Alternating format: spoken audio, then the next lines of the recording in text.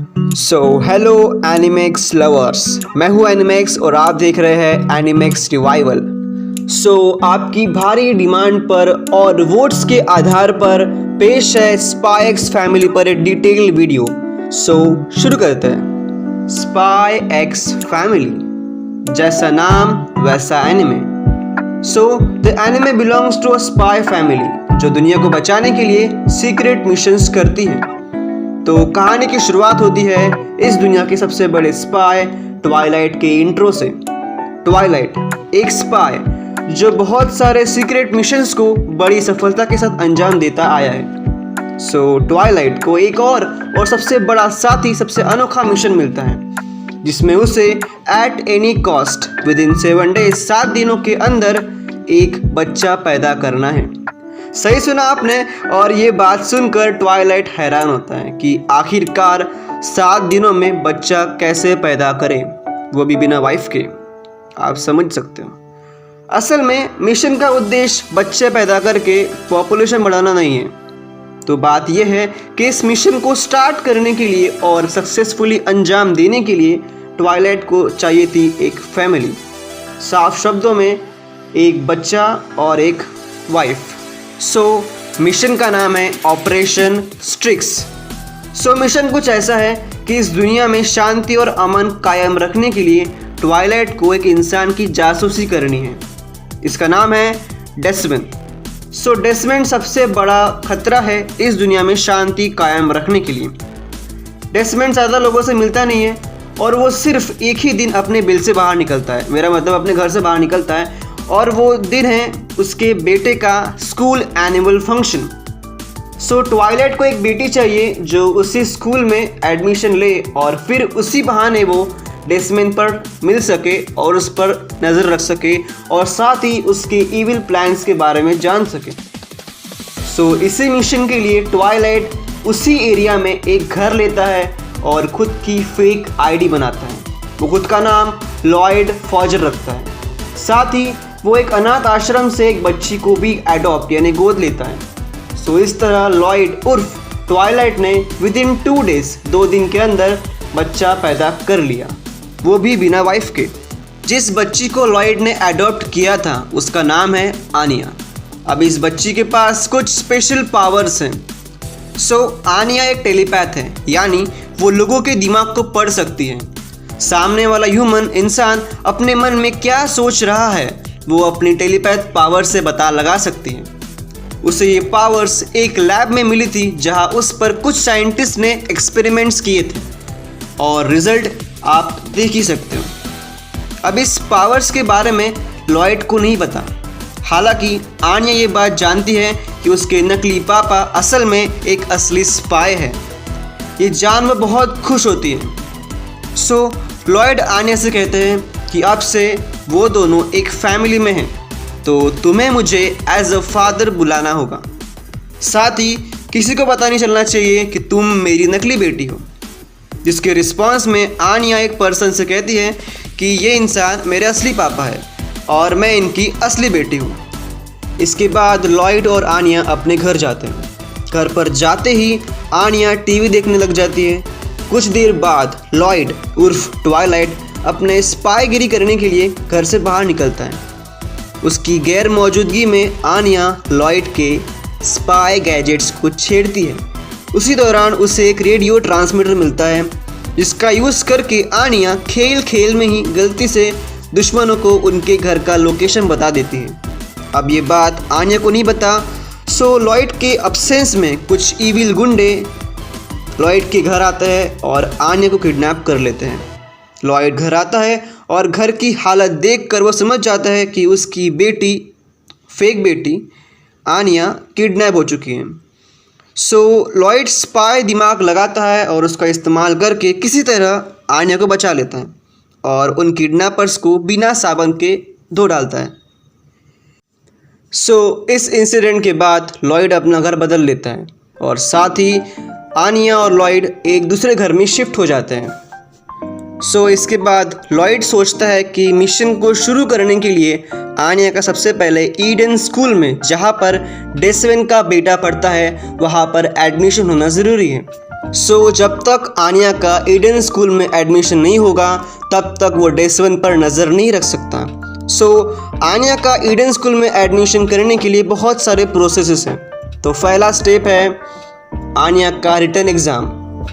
जिस भी बच्चे को ईडन स्कूल में एडमिशन करना है सबसे पहले उसे एक रिटन एग्ज़ाम देना पड़ता है। सो आनिया और लॉयड फॉजर उसी एग्ज़ाम की तैयारी करते हैं। सो लॉयड अपने चश्मे वाले दोस्त जो कि एक स्पाई है उससे ईडन स्कूल का एग्ज़ाम पेपर मंगवा लेता है जिससे आनिया पास हो सके। सो ऐसा ही होता है और आनिया बहुत मेहनत करने के बाद आखिरकार ईडन स्कूल का एग्ज़ाम देती है और बहुत मुश्किल से पास होती है। हालांकि इस एग्ज़ाम को पास कराने के लिए लॉयड ने बहुत मेहनत की थी और इसके बाद वो बहुत थक जाता है। सो आनिया और लॉयड ने किसी तरह ईडन स्कूल में एडमिशन करने के लिए पहला पड़ाव तो पार कर लिया है, लेकिन अब बारी आती है दूसरे पड़ाव की। दूसरा पड़ाव है इंटरव्यू। जिस भी बच्चे ने रिटन एग्ज़ाम पास किया है उसे और उसके माँ बाप को एक इंटरव्यू भी पास करना होगा जिसके बाद ही वो एडमिशन कंफर्म होगा। सो हमारा लॉयड फॉजर ट्वाइलाइट अपनी वाइफ को ढूंढने लगता है ताकि वो अपनी पूरी फैमिली के साथ इंटरव्यू दे सके। सो लॉयड प्लान करता है कि क्यों ना वो अपने दोस्त जो कि एक स्पाई है उसे ही अपनी वाइफ बनाकर इंटरव्यू के लिए चला जाए, लेकिन इस बात के लिए आनिया मना कर देती है। वो कहती है कि मुझे इतनी घटिया मम्मी पसंद नहीं है, मुझे अच्छी मम्मी ला के दो। सो अच्छी मतलब दिखने में अच्छी, बोलने में अच्छी और खूबसूरत, लाइक अ फिल्म स्टार, आप समझ सकते हो। सो ये बात सुनकर लॉयड का दोस्त बहुत गुस्सा हो जाता है और कहता है हाँ हाँ, जैसे कि तुम्हारे बूढ़े बाप को बड़ी सुंदर लड़की मिलने वाली है, बेकार में इतना तैयार हुआ, सारी मेहनत बेकार हो गई। सो आनिया की बात सुनकर लॉयड अपने स्पाई दोस्त से शहर के जितने भी कुंवारे लड़कियाँ हैं, मतलब सिंगल लड़कियाँ हैं, उनकी सभी इंफॉर्मेशन कलेक्ट करता है और सब कुछ देखने लगता है कि कौन लड़की खूबसूरत है और कौन लड़की शादी कर सकती है। सो लॉयड सिंगल लड़कियों के लिस्ट को चेक कर रहा था, लेकिन तभी वहाँ पर आता है हमारा चश्मे वाला स्पाई और कहता है हाँ हाँ ढूंढ लो, लगे तो मैं और लड़कियाँ लाता हूँ, तुम्हारे लिए आंटी ही ठीक है। क्या तुम्हें सच में लगता है कि एक लड़की विद इन 2 days के अंदर, 2 दिन के अंदर तुमसे शादी करने के लिए मान जाएगी? अगर ऐसी लड़कियां फुटपाथ पर पड़ी मिली तो मुझ जैसे 100 कुंवारों के घर बस जाएगा। ढूंढ लो, शायद मिल जाए। और गलती से तुम्हें कोई ऐसी लड़की मिल जाए जो तुमसे शादी करने के लिए विद इन 2 days मान जाए तो ऐसी लड़की के तो मैं पैर छूँगा, और अगर उसकी कोई बहन हो तो मेरा भी घर बच जाएगा। इस पॉइंट पर लॉयड भी सोच रहा होगा कि बच्चे पैदा करना आसान है, लेकिन एक वाइफ को कहाँ से लाऊं? खैर, कहानी को आगे बढ़ाते हैं जिसमें हम इंट्रोडक्शन लेते हैं हमारी एक और नई कैरेक्टर का जिसका नाम है ईयोर। अब ईयोर एक जॉब करती है एक गवर्नमेंट ऑफिस में, जहाँ पर उसके 3 फ्रेंड्स जो उसके साथ ही काम करते हैं बात कर रहे होते हैं। अब यहाँ पर वो ईयोर से पूछते हैं कि तुम्हारी एज तो 27 साल है ना, इसका मतलब तुम्हारी शादी की उम्र है, तो कोई तुम्हारा बॉयफ्रेंड है? अगर होगा तो मेरे घर में पार्टी है, तो तुम उसे वहाँ पर लेकर आना। इसके ठीक बाद एक और मोहतरमा कहती है कि ईयोर, मुझे नहीं लगता कि तुम्हारा कोई बॉयफ्रेंड होगा। आमतौर पर इस उम्र तक सबका कोई ना कोई पार्टनर होता है, लेकिन तुम्हारी बात अलग है, हर कोई तुम्हारा ऐसा नहीं होता। आमतौर पर जो भी लोग सिंगल होते हैं उन पर ज़्यादा शक होता है, क्योंकि शायद वो स्पाई भी हो सकते हैं। अब ये बात सुनकर ईयोर भी परेशान हो जाती है। अब ईयोर परेशान इसलिए नहीं है कि उसका कोई बॉयफ्रेंड नहीं है, परेशान इसलिए है क्योंकि वो एक मर्डरर है जो लोगों का बहुत बेदर्दी से खून करने में माहिर है और कॉन्ट्रैक्ट लेकर लोगों का मर्डर करती है। सो अगर वो ज़्यादा समय तक सिंगल रही तो लोग उस पर शक करने लग जाएंगे और इससे उसकी जान को भी खतरा हो सकता है। सो ईयोर सोचती है कि क्यों ना वो अपने लिए एक बॉयफ्रेंड चूज कर ही ले, मतलब एक लाइफ पार्टनर जिससे वो इन सभी खतरों से बची रहे और अपना मर्डर वाला काम आसानी से कर सके। वैसे देखकर लगता तो नहीं है कि एक सुंदर लड़की इतनी बड़ी खूनी हो सकती है जो सुपारी लेकर लोगों का गेम बजाती हो। खैर आगे बढ़ते हैं। सो लॉयड आन्या के कपड़े लेने के लिए एक शॉप में जाता है जहाँ पर वो आन्या के अच्छे से ड्रेस सिलवा सके ताकि वो अच्छे घर की लड़की लग सके। सो उसी शॉप में हमारी योरसान आती है और योर को देखकर हमारे लॉयड साहब तय कर लेते हैं कि मेरे बच्ची की माँ तो यही बनेगी। और योर भी लॉयड को देखकर फ्लैट हो ही जाती है कि इतना सुंदर लड़का है तो शायद मुझे भी मेरा पार्टनर मिल ही जाएगा। सो योर लॉयड को पूछने ही वाली थी कि क्या वो उसके साथ एक पार्टी में चलेगा एज अ पार्टनर, लेकिन उसके पूछने से पहले ही आन्या उसे पापा करके बुला लेती है, जिससे योर को लगता है कि असल में लॉयड की शादी हो चुकी है, तो वो टाल देती है। हालांकि योर के मन की बात आन्या पढ़ लेती है और क्योंकि आन्या को योर पसंद थी एज अ मदर, तो वो कहती है कि पापा मुझे माँ चाहिए। और ये बात सुनकर योर समझ जाती है कि असल में आन्या की माँ नहीं है। सो यहाँ पर योर पूछती है कि इसकी माँ कहाँ पर है, तो जिसके जवाब में लॉयड कहता है कि असल में आन्या की माँ एक दर्दनाक कार एक्सीडेंट में मारी गई। हालांकि ये झूठ था, लेकिन फिर भी वो यही कहता है। और ये बात सुनकर योर भी बहुत दुखी होती है। और बाद में लॉयड कहता है कि मुझे आन्या के लिए एक माँ की तलाश है। ये सुनने के बाद योर कहती है कि क्या आप मेरी एक छोटी सी मदद कर सकते हैं, जिस पर लॉयड कहता है आपका मतलब। योर बताती है कि उससे उसकी दोस्त ने एक पार्टी में इनवाइट किया है और उस पार्टी में उसे एक पार्टनर को लेकर जाना है और उससे कोई पार्टनर मिल नहीं रहा। अब क्योंकि आपकी वाइफ भी नहीं है और आपको एक मदर की भी ज़रूरत है, तो क्या आप मेरे पार्टनर बनकर उस पार्टी में बस चल सकते हैं, बस लोगों को दिखाने के लिए कि मैं सिंगल नहीं हूँ।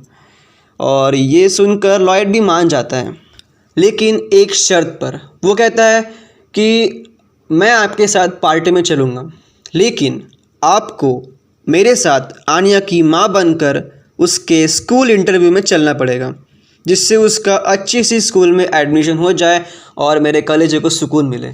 सो लॉयड और योर दोनों मान जाते हैं। सो योर उसी रात को इंतज़ार करती है लॉयड का, ताकि वो दोनों साथ में पार्टी में जा सकें, लेकिन लॉयड नहीं आ पाता और वो अकेले ही उसका इंतज़ार करते करते वहाँ से चले जाती है और पार्टी में पहुँचती है, जहाँ पर उसके दोस्त उसका मजाक उड़ा रहे होते हैं कि आखिरकार वो सिंगल ही है और उसका कोई भी बॉयफ्रेंड नहीं है, वो कितनी शर्मीली लड़की है, वगैरह वगैरह एक्सेट्रा एक्सेट्रा इत्यादि इत्यादि। इससे उसके दोस्तों को शक होने लगता है कि आखिरकार इस लड़की में ऐसा क्या है जिससे कोई भी लड़का इसको भाव नहीं देता।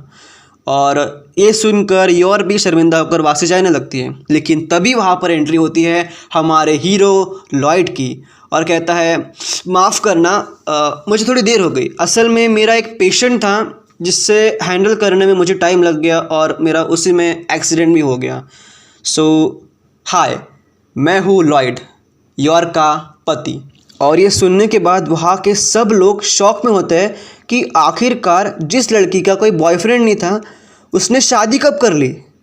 और इसके बाद लॉयड को भी रियलाइज़ होता है कि असल में उसे बोलना था बॉयफ्रेंड और उसने बोल दिया पति, और अब वो भी थोड़ा शर्मिंदा हो जाता है। खैर, अब बोल दिया सो बोल दिया। सो अब वो दोनों as a husband wife act करते हैं और सबसे अच्छे से बातें करते हैं। हालांकि वहाँ पर बैठी कुछ लड़कियों को इससे बहुत जलन होने लगती है कि आखिरकार इतनी शर्मीली लड़की का इतना खूबसूरत हमसफ़र हस्बैंड कैसे हो सकता है, लेकिन अब है तो है। सो पार्टी काफ़ी अच्छी होती है। योर और लॉयड दोनों साथ मिलकर सबसे अच्छे से बातें करते हैं और पार्टी ख़त्म होने के बाद वहाँ से चले जाते हैं।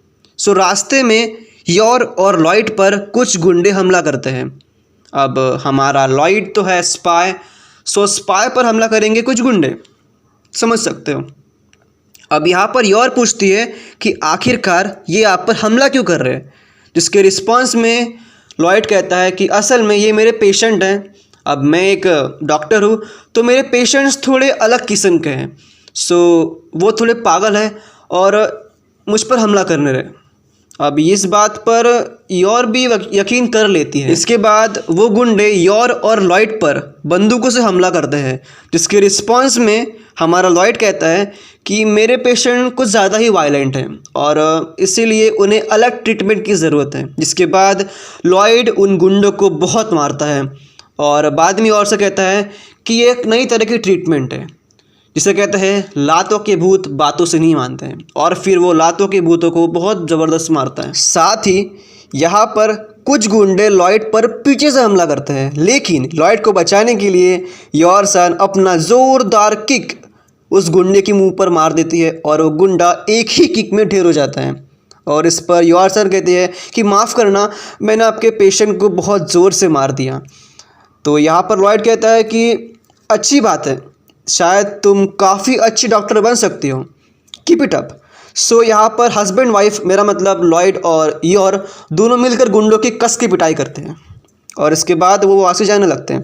अब गुंडों से बचते बचते यॉर लॉयड से पूछती है कि क्या आप मुझसे शादी करोगे, और जंग के मैदान में ऐसे वर्ड सुनने के बाद लॉयड वहीं पर गिर जाता है। ऑफ कोर्स जंग के मैदान पर कौन प्रपोज करता है यार।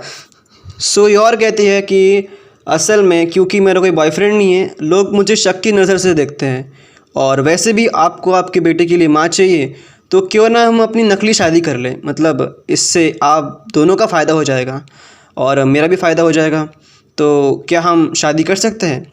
सो लॉयड खुशी खुशी मान जाता है और वहाँ पर पड़ा हुआ बॉम्ब उठाकर उसका ट्रिगर खींचता है और उसे एज ए रिंग यॉर को पहना देता है और पीछे बॉम्ब फूटता है उनकी शादी का। मेरा मतलब जंग के मैदान में हमारा लॉयड पर्सनली यॉर को प्रपोज करता है और उसके रिस्पॉन्स में उसे एज अ बॉम्ब के ट्रिगर की रिंग पहना देता है। कौन करता है यार ऐसा। इसी के साथ हमारी स्पाई फैमिली कंप्लीट होती है, जिसमें फादर यानी पिताजी एक स्पाई है, बेटी जो कि एक टेलीपैथ है और मदर यानी माँ जो कि एक खूनी है। तीनों ने अपने अपने फ़ायदे के लिए इस फैमिली को बनाया है और अब ये फैमिली क्या क्या कारनामे करती है ये हम देखेंगे। तो उस पार्ट को देखने के लिए आपको चैनल को सब्सक्राइब करना पड़ेगा, शेयर करना पड़ेगा, लाइक भी करना पड़ेगा। तो हम मिलते हैं अगले वीडियो में दोबारा, तब तक के लिए सायनारा।